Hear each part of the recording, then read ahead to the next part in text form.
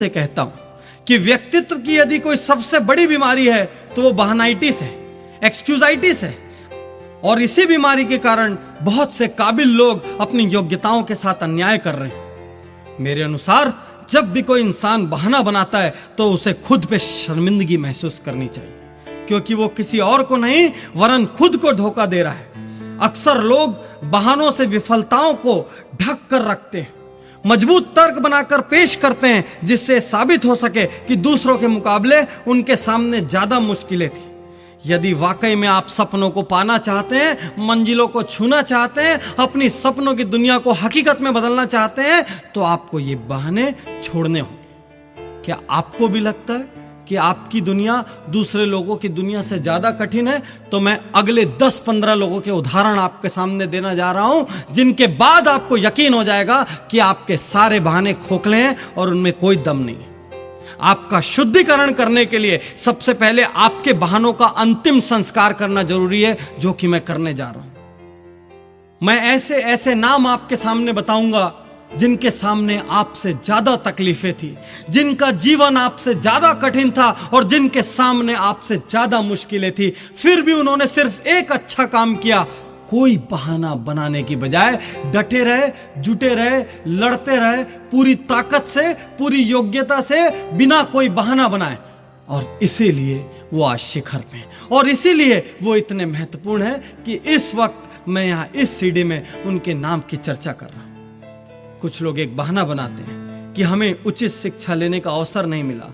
मित्रों, उचित शिक्षा लेने का अवसर फोर्ड मोटर्स के मालिक हेनरी फोर्ड को भी नहीं मिला था और रिलायंस इंडस्ट्रीज के चेयरमैन धीरू भाई अंबानी को भी नहीं मिला था। फिर भी इन लोगों ने अथाह और अपार सफलता अर्जित की।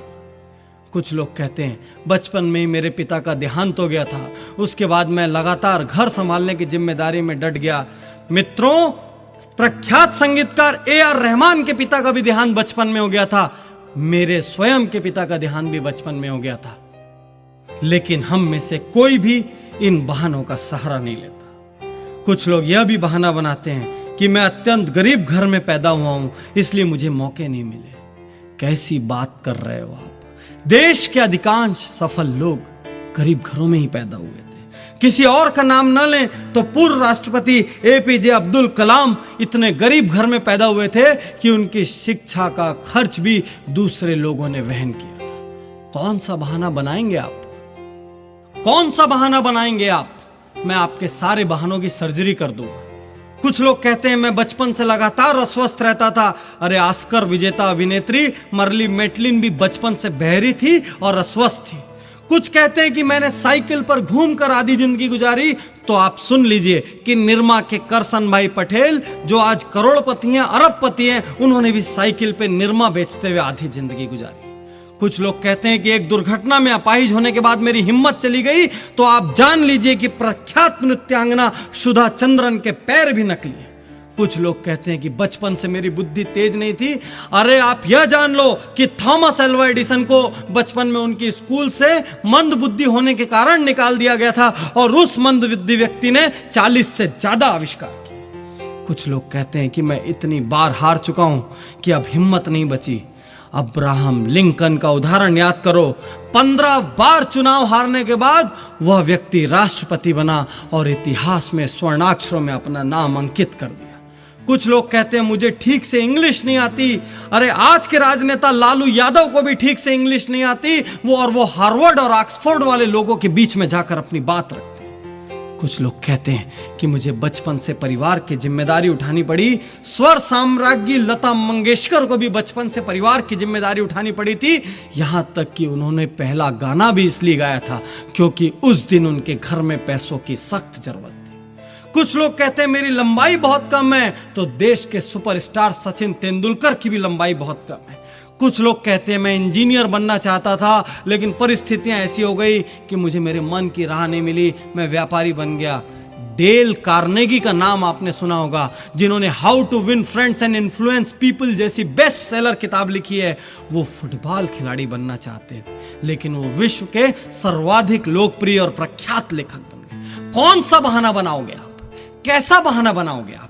मैं आपके हर बहाने की सर्जरी करने के लिए आपके सामने खड़ा हूं। कुछ लोग कहते हैं मैं अत्यधिक मोटा हूं, इस वजह से मुझे शर्म आती है। अरे मोटे हो तो मोटापा कम करो। अदनान सामी को देखो, इतना मोटा व्यक्ति था तब भी वो बहुत अच्छा गायक था, और उसने एक दिन निर्णय ले लिया कि मुझे मोटापा कम करना है, तो उसने ऐतिहासिक रूप से अपना वजन कम करके दुनिया को दिखा दिया कि दृढ़ निश्चय हो तो सब कुछ संभव है। कुछ लोग कहते हैं मैं एक छोटी सी नौकरी करता हूं, क्या हो पाएगा। अरे धीरू भाई अंबानी, नारायण मूर्ति, ये सारे लोग छोटी छोटी नौकरियां करते थे।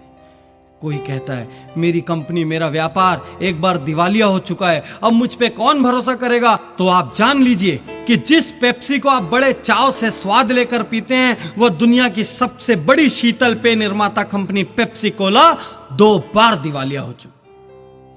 कुछ लोग कहते हैं मैं डिप्रेशन में जा चुका हूं, मेरा नर्वस ब्रेकडाउन हो चुका है।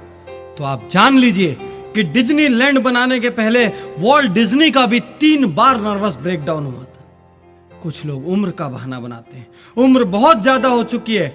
तो आप ये जान लीजिए कि विश्व प्रसिद्ध केंटकी फ्राइड चिकन के मालिक ने 60 साल की उम्र में पहला रेस्टोरेंट खोला था, और उस दुनिया में उनके पास रेस्टोरेंट की श्रृंखला है। कुछ लोग कहते हैं कि मेरी उम्र कम है, तो आप सानिया मिर्जा को देखिए, इतनी कम उम्र में दुनिया के शीर्ष टेनिस